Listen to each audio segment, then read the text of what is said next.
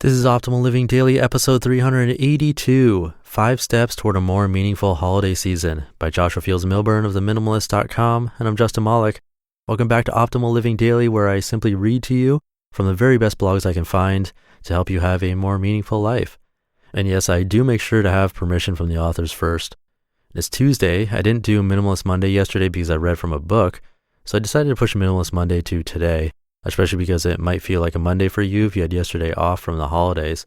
So for this Minimalist Tuesday, I thought I'd read a holiday post from some of the most famous minimalists I know, the Minimalists. And now this one's interesting because it's actually an essay on their site, but it was taken straight from their book, Everything That Remains. And I'm actually working on that audiobook for them right now. This is the third audiobook I'm doing for them.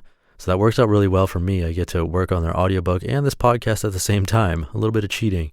So with that, let's hear this essay and also clip from the audiobook, Everything That Remains, which is not yet released. Hopefully it will be soon if I can get this done soon. And let's start optimizing your life. 5 Steps Toward a More Meaningful Holiday Season by Fields Millburn of the Minimalist.com. The room is full, a bit cramped, the crowd filling their seats. It's snowing lightly through the half windows behind the stage, just a few flurries coating the sidewalks above this basement. The windows weep from the indoor heat. I turn on the microphone and look over the crowd, avoiding eye contact, which would just make me more nervous than I already am. I tend to get almost cataleptic in front of a microphone, and it takes a good 2 minutes before the room fades away, the way it does in movies, and I get my rhythm. And then when I get going, it's almost like I have an off-brand type of gustatory synesthesia, where I can almost taste the words before they exit my mouth, and then everything is just fine. I begin my spiel by telling a story about a child on Christmas morning. Fast forward a few weeks from now, Christmas Day, as little Andrew unwraps Optimus Prime and a grin breaks across his features when the large toy lights up and nearly comes to life, flashing and beeping and driving Andy's parents crazy. But in a few moments, Andy discards the toy and begins unwrapping the rest of his presents, extracting each box from under the tree, one by one, some long, some tall, some heavy, some light. Each box reveals a new toy. Each shred of green and red wrapping paper, a flash of happiness. An hour later, though, little Andy is crying hysterically. Based on his fits, this has undoubtedly been the worst Christmas ever. Sure, Andrew received many of the things on his list, but he's far more concerned with what he didn't receive. That Power Ranger he wanted, that video game system he was secretly hoping for, that new computer that all his friends are getting. The toys in front of him simply remind him of what he doesn't have. This sounds childish, I know, but don't we do the same thing? Don't we often look at the things around us and wish we had more? Don't we covet that new car, those new clothes, that new iPhone? Several people in the crowd are nodding with identification. What if Andy was happy with the toys in front of him? And what if we were too? I ask rhetorically. After a brief pause, Ryan jumps in. We are clearly in the throes of the holiday shopping season, he says, speaking through his handheld microphone. Take a look around. Malls are packed with herds of consumers. Storefronts are decorated in green and red. The jingly commercials are running non-stop. The holiday season has officially peaked its gigantic, mass-mediated noggin around the corner. It's here, and if we rely solely on billboards and store signage, then we might believe we have to participate. Retailers prepare months in advance for this, preparation that's meant to stimulate your insatiable desire to consume. Doorbuster sales, new products, gigantic 2-page ads, TV, radio, print, billboards, sale, sale, sale, early bird specials, one day only, get the best deal, act now, while supplies last.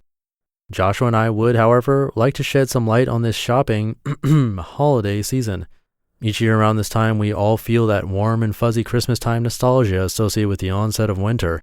We break out the scarves and the gloves and the winter coats. We go ice skating and sledding and eat hearty meals with our extended families. We take days off from work and spend time with our loved ones and give thanks for the gift of life.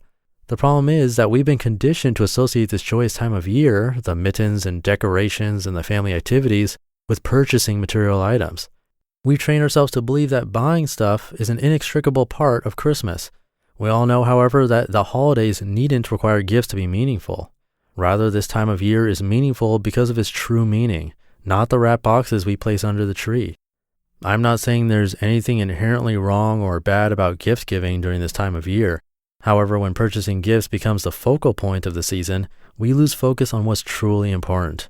Instead of concentrating on holiday shopping, Ryan continues, I'd like to encourage you to take 5 steps toward a more meaningful Christmas altogether. Step 1. Avoid holiday doorbuster sales. Whether it's Black Friday or any of the subsequent big shopping weekends, it's best to stay inside. It's important to understand that consumption is an unquenchable thirst. Retailers and advertisers and manufacturers know this too well, and these sales are designed to take advantage of our insatiable desire to consume. Instead, support your local businesses. Support the people in your community who are making a difference. Step 2. Gift your time.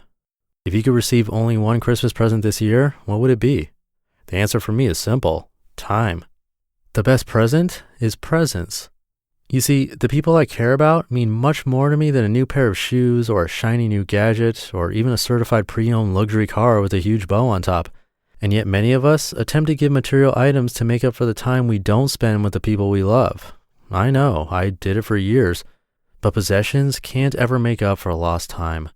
The next time someone asks you what you want for Christmas, consider responding with, "Your presence is the best present you can give me." Step 3. Gift experiences, not stuff. Here's an idea. What if you decided to gift only experiences this year? How much more memorable would your holidays be? Your experiences build and strengthen the bond between you and the people you care about. Some experiences worth gifting might include tickets to a concert or play, a home-cooked meal, breakfast in bed, a foot rub, a vacation together, watching a wintertime sunset sink into the horizon. Don't you think you'd find more value in these experiences than in material gifts? Don't you think your loved ones will find more value too? Step 4. Ask for better Christmas gifts. I'd be remiss if I didn't discuss the gift of giving, the gift of contribution. You see, the age-old apothegm ends up being true. 'Tis better to give than to receive. A few months ago, I gave my birthday to Charity Water and raised more than $5,000 from friends and family to gift clean water to more than 250 people who didn't previously have access to it. Perhaps you can do the same this Christmas. Instead of gifts, you can ask people to donate to your favorite charity in your name. Wouldn't that feel better than a new necktie, pair of shoes, or piece of jewelry? Step 5. We call this step Soup Kitchen Christmas. You can do what we're doing this year and donate your time to a local soup kitchen or homeless shelter or food bank or any place that needs volunteers. This year, Joshua and I will be in Vancouver during Christmas, where we and a local group of our readers will donate part of our Christmas day to a soup kitchen. We'll be able to really use our help during the holidays. You see, sometimes we have to contribute to help other people, but sometimes we need to contribute to help ourselves. When we step into our discomfort zones and contribute beyond ourselves, we grow, we experience the world in a different way, and we gain new perspectives from which to be thankful. Ryan pauses for a moment to let it all sink in. 2/3 of the crowd is nodding with vigor. The other third looks skeptical. Ryan blinks hard from the stage lights and continues. If this all sounds a little preachy, I'm sorry. I am not here to preach to you. I'm not saying that you have to do or that you should do anything. The truth is that I know many of you are just like me. You're unhappy with the status quo, unhappy with what you're supposed to do with your life, just unhappy with the way things are, and so was I. But that's because I wasn't asking the right questions. You just listened to the post titled 5 Steps Toward a More Meaningful Holiday Season by Joshua Fields Millburn of the Minimalist.com. And again, that's technically me playing you an excerpt from the audiobook Everything That Remains, which is not available yet. That's a little sneak preview for you. It should be released fairly soon, hopefully, but this is also an essay on the Minimalist site. And that gives us our little minimalism fix since we didn't have Minimalist Monday yesterday. I can't believe it's almost the end of the year. On that note, I will be giving away another book. I already gave one away at midnight this morning, which had to do with yesterday's episode, but another book giveaway is happening on the 1st of January, right at midnight of the new year. So if you want to be a part of that, you just need to be on my weekly newsletter email list. It's really easy to join and it's free. Just come by oldpodcast.com and enter your email address. Or another way is just to text the word optimal to the number 44222. And that does it for today. I'll be back tomorrow with a post from Kristen Wong. I'll see you there where your optimal life awaits.